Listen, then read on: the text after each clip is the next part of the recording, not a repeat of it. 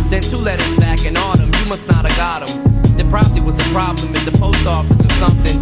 Sometimes I scribble addresses too sloppy when I jot them. But anyways, fuck it, what's been up, man? How's your daughter? My girlfriend's pregnant too, I'm about to be a father. If I have a daughter, guess what I'ma call her? I'ma name her Bonnie. I read about your Uncle Ronnie too, I'm sorry.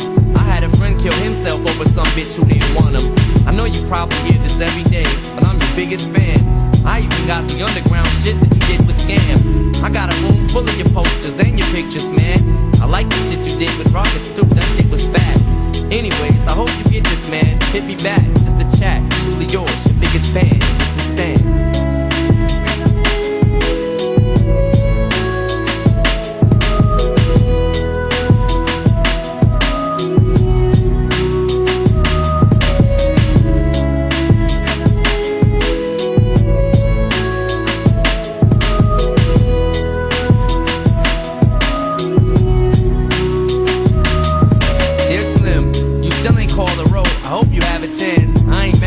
I just think it's fucked up you don't answer fans. If you didn't want to talk to me outside your concert, you didn't have to, but you could have signed an autograph for Matthew. That's my little brother, man. He's only 6 years old. We waited in the blistering cold for you for 4 hours and you just said no. That's pretty shitty, man. You're like his fucking idol. He wants to be just like you, man. He likes you more than I do. I ain't that mad though, I just don't like being lied to. Remember when we met in Denver? You said if I write you, you would write back. See, I'm just like you in a way. I never knew my father neither.